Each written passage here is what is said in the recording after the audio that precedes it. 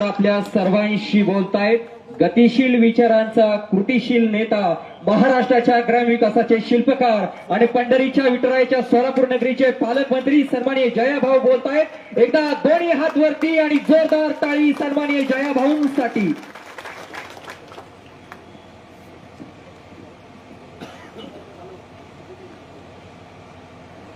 आज आपल्या निमगाव केतकी जिल्हा परिषद गटाचं भविष्य येणाऱ्या 5 वर्षासाठी आपण कुणाच्या हाती देणार आहोत हे ठरवणारी ही जिल्हा परिषद पंचायत समितीची निवडणूक आणि या निवडणुकीच्या प्रचार सभेच्या निमित्तानं आपल्या सगळ्यासोबत उपस्थित असलेले इंदापूर तालुक्याचे नेते सन्माननीय प्रदीपदादा गारटकर आणि माझे बंधुतुल्य मित्र सन्माननीय प्रवीण भैया माने, त्यासोबत या ठिकाणी उपस्थित असलेले राजेंद्र तात्या तांबिले, अभिजितजी तांबिले, विलास बापू वाघमोडे, गजाननजी वागसे, नागनाथजी पडळकर, तानाजी थोरात, मोहनजी दुधाळ, सचिनजी आर्ले, माऊली वाघमोडे, मारुती वनवे, मारुती काका चौरे, राजकुमार जठारे, राम आसबे, नानासाहेब शेंडे,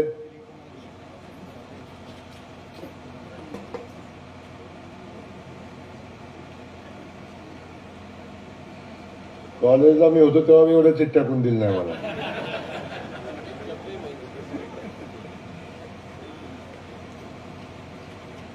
कालिदास अप्पा देवकर, बाळासाहेब चौरे, संदीप आदलिंग आणि अनेक मान्यवर वास्तविक पाहता इथं उपस्थित आहे। प्रदीप दादा, मी इथे यायच्या अगोदर विचार केला, 2 शक्तिशाली नेते एकत्र आलेले आहेत, मग इकडं स्टेजवर बसायला कोण असेल का नसेल असा माझा भ्रम होता। इथं आलो आणि मी बघितलं प्रदीप भैयाच्या, आपल्या प्रवीण भैयाच्या कानात म्हणलं, भैया स्टेज कसं आहे, त्याची कॅपॅसिटी आहे का एवढं बसवायची।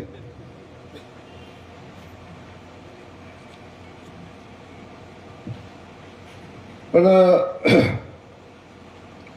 आज इथं आल्यानंतर मी पाहिलं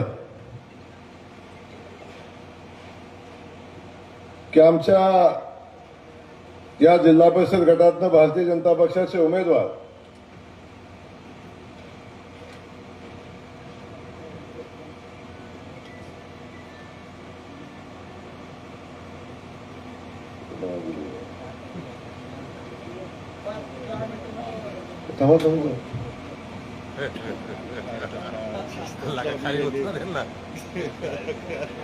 एवढ्या चिटक्या देतात काय समज। आज आपल्या जिल्हा परिषदेच्या उमेदवार दीपालीताई राऊत, एकदा जोरदार टाळ्या वाजवून आशीर्वाद द्या त्यांना। तसे ते या मातीची सून आहे आणि आमच्या मातीची लेक आहे।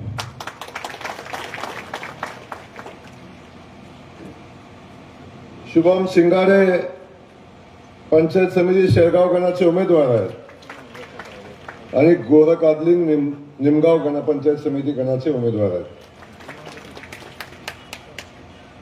अगदी सर्वसामान्य कुटुंबातले हे उमेदवार बघितल्यानंतर प्रदीप दादा मला 2007 सालची आठवण झाली। एका सामान्य घरातलं पोरगं राजकारणात आलं, राजकीय पार्श्वभूमी नाही, वडील खासदार, आमदार, पंचायत समिती सदस्य काय नाही, वडिलांचा ना कारखाना ना सोसायटी काही संबंध नाही, एका रेशनिंग दुकानदाराचं पोरगं राजकारणात आलं आणि सामान्य माणसाला सोबत घेऊन कटावांचा दुष्काळ संपवण्याचा संकल्प करून लोकांच्या समोर गेलं आणि बघता बघता लोकांनी आशीर्वाद दिले। तेव्हाही असंच झालं होतं, सगळे नेते एका बाजूला, कार्यकर्ते एका बाजूला। आज इथली माणसांची उपस्थिती बघितली, मला प्रश्न पडला होता, मी इथं बऱ्याचदा येऊन गेलो कार्यक्रमाला, आणि मला प्रश्न पडला होता की आता किती लोक असतील, कसा कार्यक्रम असेल, जमतील का लोक. पण इथली परिस्थिती बघितल्यावर मी प्रवीण भैया सांगतो, इथला निकाल सांगण्यासाठी कुठल्या ज्योतिषाची आवश्यकता लागणार नाही.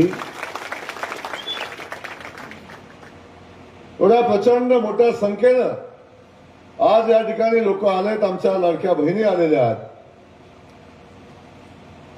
आपल्या सगळ्यांचं इथं स्वागत करत असताना या जिल्हा परिषद पंचायत समितीच्या निवडणुकीच्या अनुषंगानं ही जी निवडणूक होते आणि ह्या दोन्ही संस्था प्रवीण भैया, जिल्हा परिषद, पंचायत समिती आणि ग्रामपंचायत, या ज्या तिन्ही संस्था आहेत, या तिन्ही संस्था ग्राम विकास खात्याच्या अंतर्गत येतात. मगाचपासून तुमची भाषणं चालली, त्या सगळ्या भाषणवाल्यांना मला सांगायचंय की बाबांनो, जे जे काम या जिल्हा परिषद पंचायत समितीच्या माध्यमातून होतं, ते प्रत्येक काम हे ग्रामविकास खात्याच्या माध्यमातून येतं. या गावखेड्याचा विकास हा ग्रामविकास खात्याच्या माध्यमातून होत असतो. पण ह्या भागातली, या गावातली जी जी कामं आहेत, ती सगळी कामं ग्रामविकास खातं मंजूर करतं. ग्रामविकास खात्याच्या अंतर्गत येणारी कामं सांगतो प्रवीण भैया. मुख्यमंत्री सडक योजना ग्रामविकासची, प्रधानमंत्री सडक योजना ग्रामविकासची, 3054चा रस्ता ग्रामविकासचा, 5054चा रस्ता ग्रामविकासचा, 2515 ग्रामविकासचं, अंतर्गत रस्ता ग्रामविकास मधनं, गटर ग्रामविकास मधनं, मंदिर ग्रामविकास मधनं, गावची स्मशानभूमी ग्रामविकास मधनं, हायमास रोड बसवायचा आहे ग्रामविकास मधनं, गावात डीपी बसवायचा असला लाईटचा तरी ग्रामविकास मधनं, घरकुल बांधायचं ग्रामविकास मधनं, विहीर खोदायची ग्रामविकास मधनं. या गावातलं असं एक काम नाही की जे काम ग्रामविकास खातं सोडून करता येतं. प्रत्येक काम ग्रामविकास खात्याच्या माध्यमातून करता येतं. तर माझं सांगणं तुम्हाला एवढं आहे की ही माणसं जेव्हा दोन्ही संस्था मध्ये निवडणूक लढवतात, तेव्हा सगळ्यात मोठा प्रश्न असतो की ही माणसं काम करणार आहेत कुठून.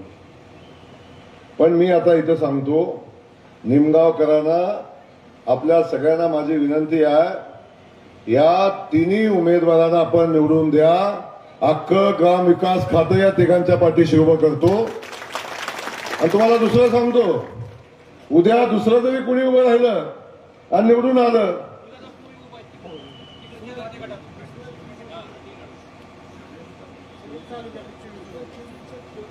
ते बोलतो ना पुढे, आताशी स्टार्टर मारलाय. तेव्हा ग्रामविकास खात्याच्या माध्यमातून या गावखेड्याचा विकास आपल्याला करता येईल. आणि उद्या जरी कोणी म्हटलं, माझे मित्र सहकारी इथं मंत्री आहेत आणि दुसरे मित्र त्यांच्या सोबत आहे, मला सुरुवातीला थोडंच समजत नाही. मला एवढी दिवस कार्यकर्त्यांनी मरायचं, एकमेकाच्या विरोधात डोकी फोडायची, सगळं करायचं, आणि 5 मिनिटात एक झाले, कार्यक्रम झाला. युती आघाडी तिकडे झाली भैया, नेत्यांची आघाडी समोर झाली, पण मतदारांची आघाडी भारतीय जनता पक्षासोबत झाली आहे. मी इथून सांगतो आपल्याला, अगदी उद्या जरी कुणी म्हटलं तरी हर्षवर्धन भाऊला सुद्धा ग्राम विकास खात्यातनं एखादं काम करायचं तर मलाच पत्र द्यायला लागेल. काळजी करू नका. आता तर ही पोरगी आमच्या मानखटावची लेखच आहे आणि तुझ्यासाठी स्पेशल पॅकेज आहे. निमगावकरांना सांगतो मी, स्पेशल पॅकेज आहे. तेव्हा काळजी करायचं अजिबात काम नाही. या भागात जे जे काम करायचंय त्या त्या कामाच्या बाबतीत भारतीय जनता पक्ष आपल्या पाठीशी उभा राहील, हे ताकदीने या निमित्ताने मी आपल्याला सांगतो. आता बोलताना अनेक लोकांनी अनेक विषय मांडले. मला वाटलं माझा मानखटाव दुष्काळ आहे. नाही असं मला वाटत होतं पहिल्यापासून. आणि इथं तर काही संबंधच नाही, इथं दुष्काळाचा काही संबंध नसावा असं माझं मत होतं. ज्या तालुक्यातनं मी येतो त्या ठिकाणी आपण बघितलं 100% दुष्काळी भाग. तुळशी वारसीच्या लग्नाला सुद्धा उसाचं कांड आमच्या तालुक्यात कधी मिळत नव्हतं. तुळशी वारसीच्या लग्नाच्या अगोदर एखादा ट्रॅक्टर बाजारपेठांना आणायचा आणि मग ऊस खाली उतरायचा आणि मग एक एक ऊस खरेदी करायचा आणि मग जाऊन तुळशी वारसीचं लग्न लावायचं. त्या तालुक्यात आम्ही संकल्प केला. आज 5 साखर कारखाने आहेत आणि 5 साखर कारखान्याला पुरेल एवढा ऊस माझ्या तालुक्यातनं बाहेर जातो. आमचा तालुका दुष्काळ मुक्तीकडे चाललाय. आणि या तालुक्यात अजूनही 22 गावांच्या पाण्याचा विषय आहे, पेंडिंग आहे. हे कसं असू शकतं? आणि या भागाला सगळं आहे ना, पहिलं 20 वर्ष, आताचं 7-8 वर्ष मंत्रीपद सगळंच आहे. यावेळी हे प्रश्न नाही राहिले पाहिजे. माझी विनंती आहे, त्यांनाही माझी विनंती आहे, हे प्रश्न सुटले पाहिजेत. जेव्हा आपण सत्तेत असतो, आपण जेव्हा शासनामध्ये आणि पदावर बसतो, जेव्हा आपण आपल्या पाठीशी एवढी ताकद असते, तेव्हा हे प्रश्न सुटले पाहिजे. आता जर तुम्ही लोकांना दम द्यायला लागला की जर भाजपला मत दिलं तर पाणी येणार नाही, आता कसं चालेल असं? भारतीय जनता पक्ष देशामध्ये, राज्यामध्ये सत्तेत आहे. मुख्यमंत्री भारतीय जनता पक्षाचा आहे. आणि जे पाणी सोडायचं खात आहे ना प्रवीण भैया, जलसंपदा, ते पण विखे पाटलांच्याकडे आहे ना. आणि कसं काय पाणी कोण थांबवू शकतं? चिंता करू नका तुम्ही, पाण्याच्या बाबतीत अजिबात चिंता करू नका. पाण्यात राजकारण आणायचंही नसतं. माझं म्हणणं आहे, नेत्याने पुढचं सांगा, तसलं पाप नका करत जाऊ. ते पाप नका करत जाऊ. लोकांनी खूप प्रेम दिलंय तुम्हाला आणि अगदी एखाद्या वेळी नाही तुम्हाला मत दिलं की लगेच दुश्मन होईल का लोक तुमची? असं कसं चालेल? आजपर्यंत या लोकांनी तुमच्यावर डोळे झाकून प्रेम केलंय. आता एका दिवशी लोकशाहीत इच्छा झाली तुम्हाला नाही मत द्यायचं, दुसऱ्याला द्यायचं, की लगेच दुश्मन, लगेच बंदूक. असं नाही चालणार ना. लोकांना विश्वासानं सोबत घ्यायला लागेल. आता तुमचं कधी जमेल नाही जमेल, पण खालच्याचं लगेच कसं जमेल? तुमचं ठीक आहे, इकडे ताईची व्यवस्था झाली, तिकडे बाबाची व्यवस्था झाली, तिकडे दुसऱ्या बाबाची व्यवस्था झाली.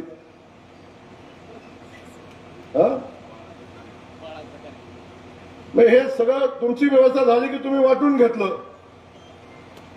पण ह्या गरीबाच्या बिचार गरीब पोरांनी ज्या वर्षानुवर्ष त्यांनी घालवलं, त्यांनी कुठं जायचं? त्यांनी कुठं उभं राहायचं? हे कधीतरी आपण याचा विचार केला पाहिजे. माझं सांगणं या निमित्ताने एवढं आपल्याला, या भागातल्या पाण्याच्या बाबतीत तुम्ही बिंदास राहावा. कधी या भागातल्या पाणी प्रश्नाच्या संदर्भात असं कुणी पाणी अडवू शकत नाही आणि कुणी अडवायचा प्रयत्न केला तरी अडवू देणार नाही. मुख्यमंत्री आपल्या सोबत आहेत, आम्ही सगळे भारतीय जनता पक्षाचे कार्यकर्ते आपल्या सोबत आहेत. आपण सातत्यानं अनेक गोष्टीविषयी बोलला. मला तर आता कौतुक वाटलं, निमगाव केतकीच्या पोलीस स्टेशनचा विषय सांगितला तुम्ही. किती किलोमीटर आहे?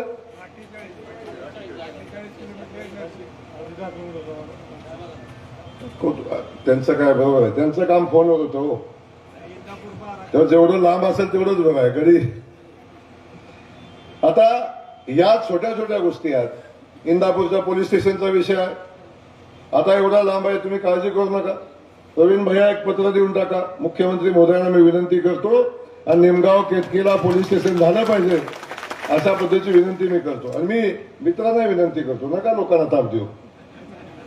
कशा लोकांचा गडबड करताय? तेव्हा माझं म्हणणं आहे की या ठिकाणी छोट्या छोट्या गोष्टी आहेत, या छोट्या छोट्या गोष्टी आपण केल्या पाहिजेत.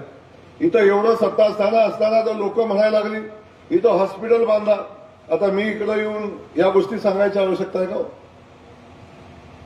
या परिसराचं हे केंद्र आहे आणि या केंद्र जेव्हा सगळी माणसं आजूबाजूची सगळी इथं येतात, बसतात, उठतात, त्यांचा बाजारपेठ इथं आहे, तेव्हा इथल्या लोकांच्या आरोग्याची काळजी घ्यायची जबाबदारी आमची लोकप्रतिनिधी म्हणून आहे. आणि यासाठी जर इथं आपण 100 बेडचं किंवा एखादं चांगलं हॉस्पिटलची मागणी केली तर ते हॉस्पिटल दिलं पाहिजे, केलंय पाहिजे, ही जबाबदारी आपली आहे. आणि माझं तर म्हणणं काहीच अडचण नाही. गावागावात आपण हॉस्पिटलच्या सुविधा उपलब्ध करतो आणि ह्या सुविधा उपलब्ध करत असताना या ठिकाणी एखादं चांगलं हॉस्पिटल व्हावं ही भूमिका आहे. त्या भूमिकेलाही पाठीशी सरकार आहे, काळजी करू नका. आता आपल्या सगळ्यांना माझी विनंती आहे, प्रवीण भैया आपण थोडंसं या तालुक्याचा प्लॅन करून निवडणूक करा. लोकांच्या भावना समजून घ्या. लोक ज्या दिवशी लोकांच्या भावनेच्या हिशोबाने आपण राजकारण करा, लोकांना पाहिजे ते राजकारण आपण कराल, तेव्हा लोक तुमच्या सोबत राहतील. मी सातत्याने आपल्याला सांगितलं होतं, मागच्या निवडणुकीत सुद्धा मी आपल्याशी बोललो होतो की भैया आपण ज्या लोकांना वैतागलेली आहेत त्या लोकांच्या सोबत राजकारण जाऊन केलं तर लोक तुम्हालाही त्याच बेरजेत पकडतील. एकदा प्रवीण भैयासाठी टाळ्या वाजवा. भैयानं आज निर्णय घेतला आणि भैया सामान्य माणसाला तुम्ही राजकारणात दारं खुली करून दिली. सामान्य माणसाचं राजकारण करण्याचा तुम्ही प्रयत्न केला आणि ह्या लोकांच्या पाठीशी उभं राहा. ही लोक कधी बेईमानी करत नाहीत. मी सांगतो तुम्हाला, जयकुमार गोरेनं दुसऱ्या चौथ्या फळीतल्या कार्यकर्त्याला घेतलं, आज तो पहिल्या फळीतला कार्यकर्ता आणि माझं 25 वर्षाचा असेट आहे. ते काही नाही, स्टेज लागत नाही, काय लागत नाही, पण अशी लढाई करायला आले ना कोण दिसत नाही पुढं. पण एकदा इलेक्शन लागलं ना अशी तुटून पडतात, कळतच नाही काय झालं, निकाल कसा लागला हे समजत नाही. या गोष्टी आपल्या महत्वाच्या आहे, त्याही गोष्टी आपण केल्या पाहिजेत.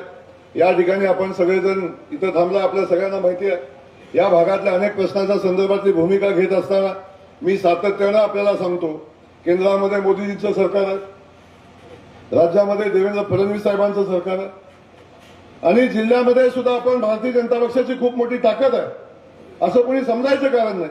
पण आता आपण बघतो की मोदी जे असतील, फडणवीस साहेब असतील, या सगळ्या नेत्यांच्या माध्यमातून, आमच्या भारतीय जनता पक्षाच्या सरकारच्या माध्यमातून इथं बसलेल्या प्रत्येकाला कुठल्या नाही कुठल्या योजनेचा लाभ मिळतो. सामान्य माणसाच्या हिताचं राजकारण आमचं सरकार करतं, भारतीय जनता पक्ष सातत्यानं करतो, मोदीजी करतात आणि आता तर वेगानं देवेंद्र फडणवीस साहेब करतात.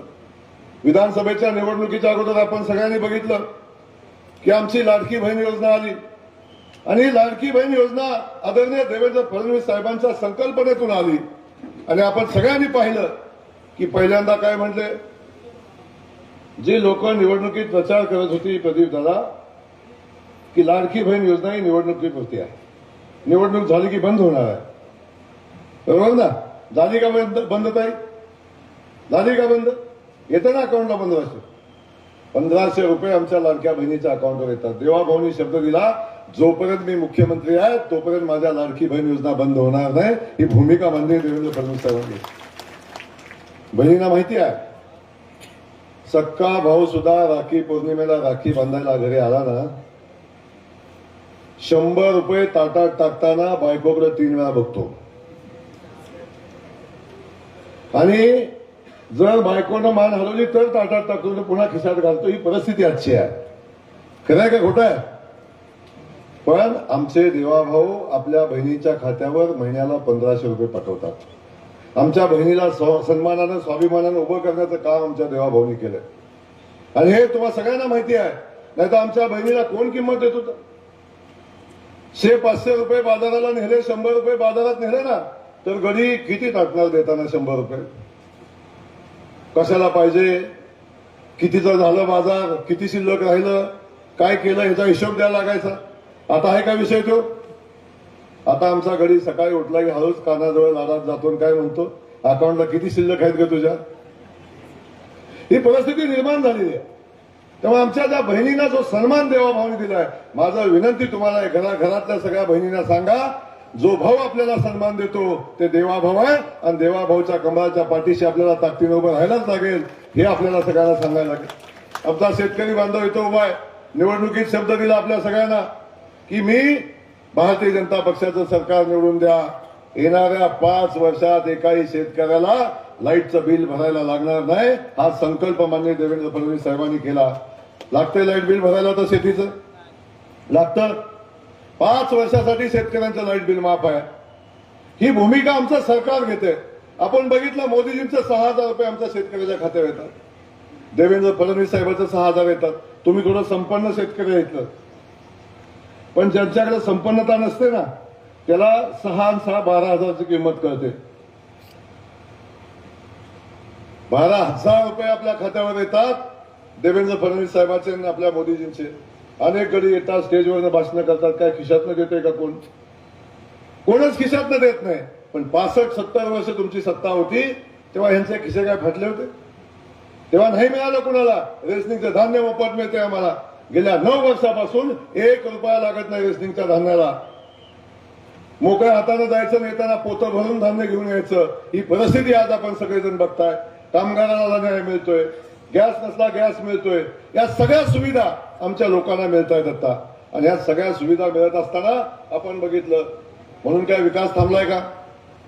मोठे मोठे हायवे होत आहेत, विकासाची कामं होत आहेत, शहरं बदलतायत, गावखेडी बदलतायत. आणि खास करून राज्याचे मुख्यमंत्री देवेंद्र फडणवीस साहेबांनी संकल्प केला आहे. ज्यावेळी पहिल्यांदा मुख्यमंत्री झाले, आता यावेळी पहिला शब्द त्यांचा होता की मला महाराष्ट्र दुष्काळमुक्त करायचा आहे. आणि कधी नव्हे तेवढं काम आज दुष्काळ मुक्तीचं चालू आहे. पण माझं आपल्याला सांगणं आहे की आपण सगळ्यांनी भारतीय जनता पक्षाच्या पाठीशी उभं राहिलं पाहिजे. या भागाचा या जिल्हा परिषद गटाच्या बाबतीतली भूमिका मांडत असताना इथं आताच मला पत्र दिलं, आमच्या बांधवांनी विनंती केली की संत सावतामाई ट्रस्टला ब वर्गाचा दर्जा द्या. ट्रस्टला नाही देता येत बाबांनो. या ठिकाणी सावतामाई मंदिर असेल किंवा अन्य कुठलेही मंदिर असतील, एक सावतामाई म्हणूनच नाही, पण या गावातला कुठलंही मंदिर असेल तरी या भागाला, या परिसराला कळवर्ग देवस्थान आहे ना. मग काळजी करू नका. आता क झालेला आहे तर ब करायचं माझ्याच हातात आहे. आपण प्रस्ताव द्या. निवडणूक संपल्या प्रस्ताव आल्यापासून, प्रस्ताव पण मी मागून घेतो, काळजी नका करू. प्रस्ताव आल्यापासून 1 महिन्याच्या आत या सावताबाबा देवस्थानच्या ट्रस्टला ब वर्गाचा दर्जा आपण देऊ. फक्त दर्जाच देणार नाही तर या देवस्थानच्या विकासासाठी 5 कोटी रुपयेचा निधी आपण तातडीनं देऊ. आणि ते देवस्थान पण आपण जसं पाहिजे तसं आपण बनवू. काळजी करू नका. आणि इथं कुणी अडचण आणली तरी थांबणार नाही, ही सांगतो तुम्हाला. त्यामुळे काळजी करू नका आपण त्यात. तोही विषय आपल्या दृष्टीने महत्वाचा आहे, तोही विषय मार्गी लाव. अजून संत तुकाराम महाराजांच्या पालखीचं मुक्कामाचं गाव असल्यानं या ठिकाणी अनेक सुविधा देण्याची आवश्यकता आहे. आता तेही सांगतो, या सगळ्या सुविधा द्यायची जबाबदारी ही ग्रामविकास खात्याकडेच आहे. अख्ख्या पालखीचं नियोजन मी करतो. त्यामुळं आपण प्रस्ताव द्या नेते. जे जे या पालखीत राहायला करायला लागेल ते तातडीनं आपण करू. आणि या भागातला सगळ्यात सुसज्ज, सोयी सुविधांनी युक्त असा पालखीतळ आपण बनवू. काळजी करू नका, कारण हे सरकार हे वारकऱ्यांचं सरकार आहे. आपल्याला माहिती आहे पालखीचं नियोजन आम्ही कशा पद्धतीनं केलं. सगळ्यात सुंदर केलं असं आम्ही सेवा केली, आम्ही काही उपकार नाही केले. जी जबाबदारी आपल्यावर आली ती ताकदीनं पार पाडली. म्हणून आपण बघतो पालखीचं नियोजन एवढ्या उत्तम प्रकारे झालं. इथं या गावातल्या अनेक लोकांची मागणी आहे. इथले आमची मुलं राज्यसेवा परीक्षेची तयारी करतात आणि ही तयारी करत असताना एक चांगली अभ्यासिका असावी अशा पद्धतीची भूमिका इथल्या बांधवांची आहे. त्यामुळं आता पहिल्यांदा गावात आलोय. हे गाव माझ्यावर असंही प्रेम करतं आणि मला मनापासून या गावकऱ्यांचा अभिमान आहे की ज्या गावानं माझ्यावर जेव्हा संकट आलं, माझा खूप मोठा ऍक्सिडेंट झाला आणि अनेकांना वाटलं आता जयकुमार गोरे राहतोय का जातोय, अशा पद्धतीची परिस्थिती होती. या माझ्या गावातल्या माझ्या सहकारी बांधवांनी देवाला अभिषेक केला आणि माझा जीव वाचावा म्हणून प्रार्थना केली. या गावात येताना मला मनापासून माझ्या भावनाही असतात आणि मनापासून आनंदही होतो की जिथं आपल्यासाठी लोक एवढं प्रेम करतात त्या गावात येताना मलाही आनंद होतो. म्हणून मी आज सांगतो, इथं आल्यानंतर त्यांनी मागणी केली की अद्ययावत लायब्ररी, ग्रंथालय आणि अभ्यासिका व्हावी. यासाठी आपण जी मागणी केलेली आहे त्यासाठी आपल्याला माझी सांगणं एवढंच आहे, आपण फक्त जागेची व्यवस्था करा. ग्रामपंचायतीतनं आपण प्रस्ताव द्या. या आपल्या या गावातल्या अभ्यासिकेसाठी 50 लाख रुपयाचा निधी आपण देऊ आणि एक खूप चांगली अभ्यासिका आपण इथं उभी करू. अजिबात काळजी करू नका. त्यासाठी पैसे विना अडथळा येतील, कामही पूर्ण होईल, त्यात कुठली शंका ठेवायचं कारण नाही. इथं जागा आहे तर मग पैसे येतील, काय काळजी नका करू. या ठिकाणी अनेक विषय खरं आपण मांडलेले आहेत. खास करून या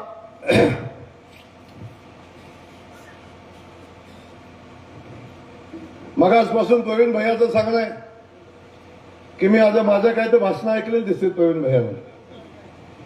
प्रवीण भैयाचं सांगणं आहे की भाऊ आमच्या जिल्हा परिषद सदस्य आपण निवडून आले तर इथं काय तर निधीची व्यवस्था केली पाहिजे. तुम्हा सगळ्यांना चिंता आहे ना, दबाव येतोय, अडचणी आहेत. पण मी आज आपल्याला सांगतो, आमदारांना आमदार फंड असतो 5 कोटी रुपये, 5 वर्षाचा झाला 25 कोटी रुपये. त्यातले 1 वर्ष गेलं, राहिलं किती? 4 वर्ष. 4 वर्षाचा किती झाला? किती? 20 कोटी रुपये. 20 कोटी रुपयेचा निधी आमदार साहेब अख्ख्या मतदारसंघात देतात. कुठं? अख्ख्या मतदारसंघात देतात. माझं विनंती आपल्याला आहे, तुम्ही आमच्या बहिणीला निवडून द्या, दोन्ही पंचायत समिती सदस्य निवडून द्या.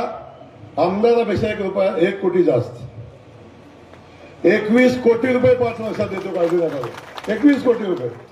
आणि मी बोलत नाही, मी देतो, अजिबात चिंता करू नका. तो एवढंच नाही, आमचे अनेक सदस्य या ठिकाणी उभे आहेत. मी तर इंदापूरसाठी पॅकेज माननीय मुख्यमंत्री मोदींनी येताना विचारून आलोय. मी इंदापूरला चाललोय. 8 उमेदवार आहेत प्रवीण भैया. 8च्या 8 निवडून आले ना तर 160 कोटी देणार. जेवढे निवडून येतील प्रत्येक जिल्हा परिषद गटासाठी 21 कोटी रुपये देणार. काळजी नका करू. तुम्ही म्हणणार हे कुठनं देणार? अरे मी ग्रामविकास खात्याचा मंत्री आहे आणि तुमच्या माहितीसाठी सांगतो, मुख्यमंत्र्याचा सगळ्यात लाडका मंत्री पण आहे. असा सहजासहजी शब्द खाली पडत नाही माझा, आणि मी चुकीचं काय सांगतही नाही. त्यामुळं आपण निधीची चिंता करू नका, कसं होईल काय होईल याची अजिबात चिंता करू नका. प्रवीण भैया, आपण ताकदीनं काम करा.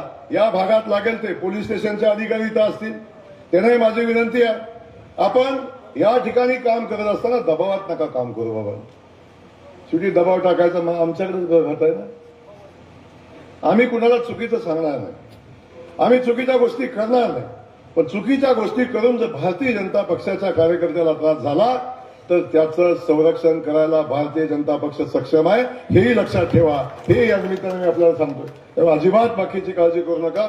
मला वाटतंय या ठिकाणी आमचे दुसरे विलासबापू वाघमोडे आहेत, तेही जिल्हा परिषदेचे उमेदवार आहेत.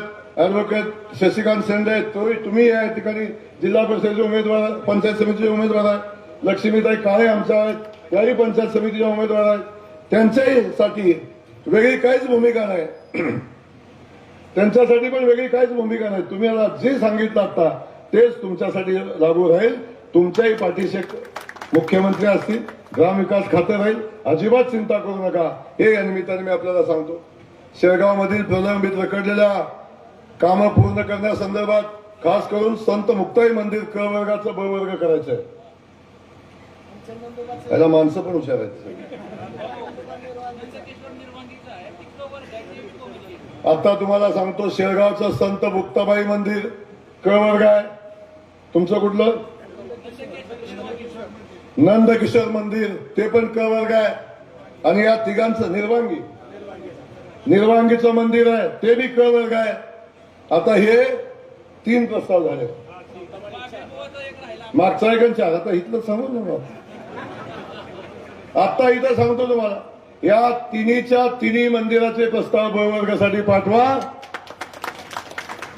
तिन्हीच्या तिन्ही हे आपल्या मंदिरांना ब वर्ग दर्जा येणाऱ्या 2-2.5 महिन्याच्या आत देऊ.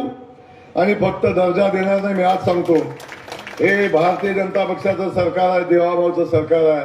आणि देवाभाऊनी ताकदीनं हिंदू धर्माची आपली ही सगळी शक्तीस्थानं मजबूत करण्याचा संकल्प केला आहे. आणि त्यासाठी पैशाची काही कमी नाही. आपल्या 5च्या 5 देवस्थानला शब्द देऊन जातोय, या 5च्या 5 देवस्थानच्या विकासाला प्रति देवस्थान 5 कोटी रुपयाचा निधी आपण देऊ आणि या सगळ्या देवस्थानचा विकास आपण करू. हे या निमित्ताने मी आपल्याला सांगतो.